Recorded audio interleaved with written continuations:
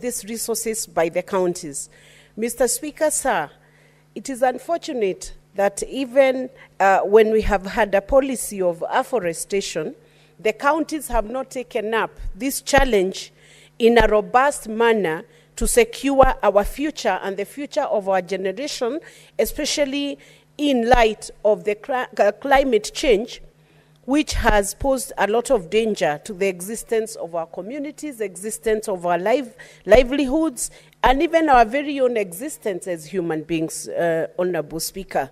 If you visit other jurisdictions, you will find that governments and communities have become very sensitive to how the environment is being managed and how it's being conserved. Indeed, many incentives are offered in other jurisdictions for proper conservation and for proper management of forests, conservations of a natural environment, including lakes and seas, Mr. Speaker. But unfortunately, we have not reached a level of sensitivity within our governance system where it becomes a lifestyle, Honorable Speaker, like what we have seen in places like in Norway.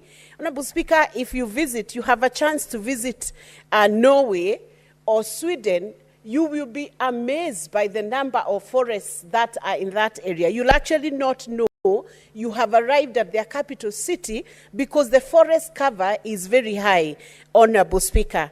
However, we have had the very unfortunate incidents that pollution from other places has actually, through climate change, affected how our forests have been conserved, how our environment has taken up the climate change, Honorable Speaker, and it is time that these amendments are introduced and become law so that we move from policy to law and bind governments, both levels of government, both at national and at county level, to ensure that it has become our responsibility to implement management plans to ensure all forests, including public forests, Mr. Speaker, are properly conserved and properly managed. Honorable Speaker, we have noted also, and I have noted, Honorable Speaker, that unfortunately this has remained a call from the national government, which is a lone call and only happens if a certain date is stated as a National Tree Planting Day.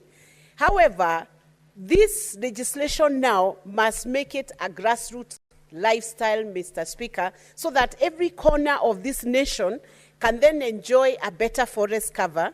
And eventually, Mr. Speaker, we will find that even food security will be more assured with a better forest cover. If I look at the expanded functions of the service, I want to congratulate the Honorable Speaker, because it has captured even a sort of an audit system for the forest cover after implementation of this legislation.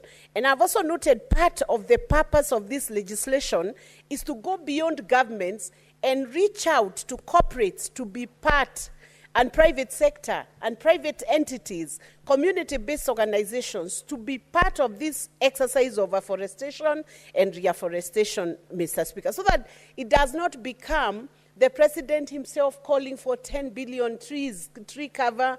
His lone voice alone will not be able to help the whole nation. It has to be a call that must go down to even families, Honorable Speaker, that every family, whatever land they have, they must look and see how much trees can we plant within this homestead.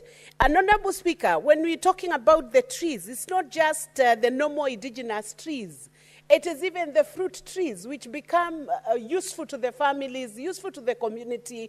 They also bring in the income from the excess harvest they might have within the homestead. So it is encouraged that everybody takes part of this exercise, Mr. Speaker.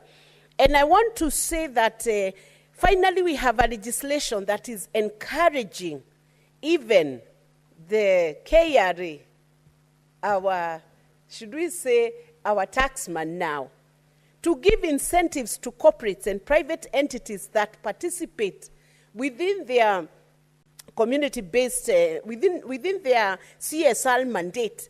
If they can participate in tree planting and demonstrate they have been able to do that, they will have tax deductions. I am hoping someday we are now going to see KRA advertising these incentives to attract investment and contribution from the corporate sector. Honorable Speaker, we know most of the time KRA is known for advertising for people to pay taxes.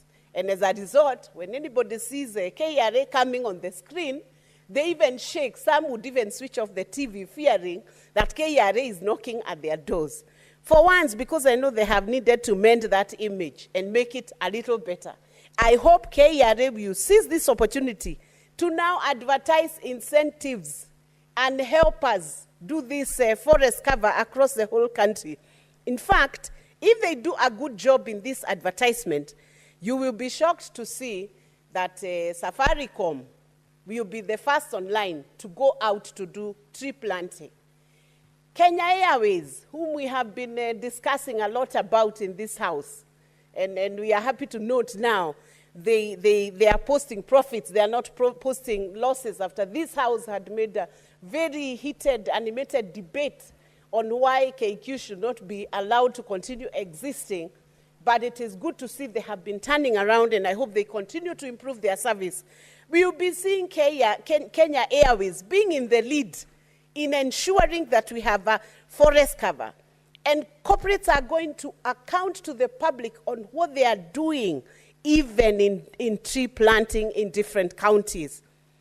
EABL, which has been very... it has been very strategic in the manner in which it's handling matters of environment. We want to see a better report, even from EABL. Improve the tree cover in the counties. And of course, there are many other corporates and entities which are within the Republic of Kenya, which can assist in making sure that we have tree planting programs, and also including the youths in the program.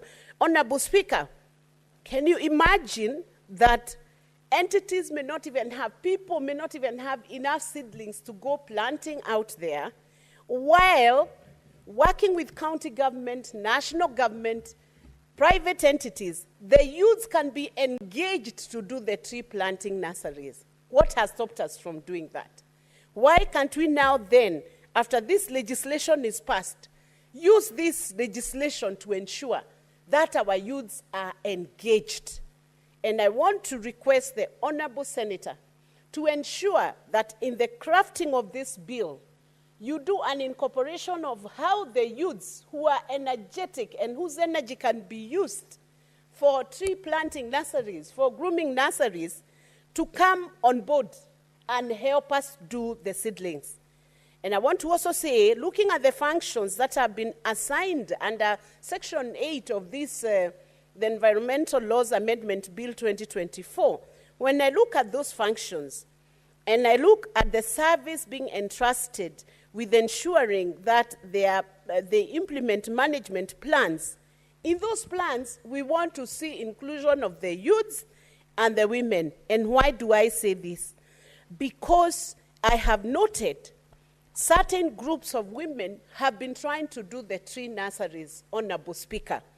And we must be able to encourage them. And I want to ask the private entities to be able to pick up those groups, not those groups who are managing those tree nurseries, and ensure that they are propped up, they are funded, and they are paid for the time they are using to do the tree planting activities.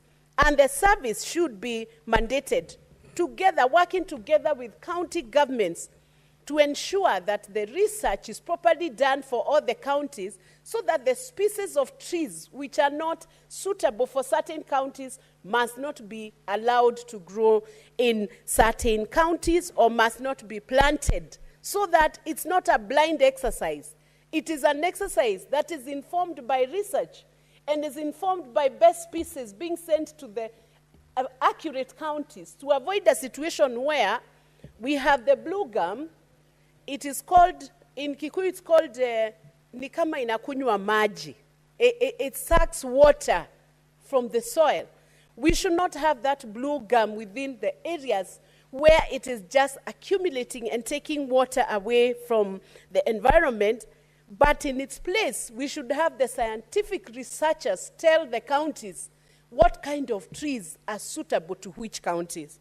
So this service has a lot of work to do. And they must work, not in a commercialized sense, but driven by purpose to ensure that counties will benefit from this legislation. And then, Honorable Speaker, I want to call out and to congratulate the groups that have been doing certain very good work. Babu Project Group, which is driven by 20 women groups in Kamahoha Ward. I have not known them myself, but they have reached out to my office to say that they are doing bamboo for Kenya, and they are women groups. They have organized themselves, made their own initiative, and if these grassroots women can do that, how much more can each of us then do to ensure that we promote afforestation and reforestation? And even for ourselves as individuals, what is it that we can do to help these groups become better? If you are a teacher, a doctor, a professional in your county, can you not support 2-3 groups yourself and ensure that even if you can't do the tree planting yourself, another person is doing the tree planting? It's how innovative we become. That's how we are going to be able to achieve the targets for the number of trees we must plant to ensure that we have proper afforestation and reforestation. Let me also say, Honorable Speaker, that this legislation now seems to lock down on support from even organizations beyond the private entities, including religious organizations, CBOs, mosques, temples, all those organizations which are able to mobilize people. Can we then have a day when all the Christian churches say, today is our day for planting trees? Can we have a day when all the mosques say, today we are the ones driving the tree planting exercise? Because we realize when finally the environment is so bad that it can no longer yield our soils can no longer yield adequate food, it becomes a problem for all of us. It's not just a problem for the government. And then I want to challenge our honorable senator, who's done a very good job in these amendments, to ensure that this legislation, this amendment, is comprehensive in nature. We must no longer have forests like Gong forests becoming a real scare for anybody passing near there, thinking that if you have a tire burst anywhere near Gong forest at night, the worst that would happen to you because you are next to a forest is insecurity. We must have a comprehensive legislation that looks at the wholesome factors that are affecting our forests right now as they are situated, from the time of planting, to watering, to growth, to maturity of those trees, to harvesting, to rewards for people who are doing the right thing in afforestation and reforestation and entities doing the right thing, and to penal sanctions for those who have missed the point and for those who are doing deforestation in a manner that is outside the framework of this legislation. And, Honorable Speaker, when I speak of security now around these forests, Honorable Speaker, let me note that we have faced a crisis on issues of femicide. It is unfortunate that we find that sometimes the women who have been butchered, their bodies have either been thrown in rivers or have been thrown in forests. Honorable Speaker, and not just the women, even all persons that may have faced such calamities, Honorable Speaker, it is a big shame and it is terrible. We must also ensure that this forest, the legislation covers the security aspect of the forest, so that if a community or a CBO is going to do reforestation in places like Wanjerere up there in Muranga or in Kiamoturi, those women are safe, those youths are safe, to make sure that the exercise continues to become not just challenging, but it becomes rewarding and it becomes something that the community is appreciating. With those many remarks, or few remarks, I want to congratulate the Senator and to hope that this Environmental Laws Amendment Bill will be passed by the rest of the Senators. Thank you. Senator Wahome. Thank you.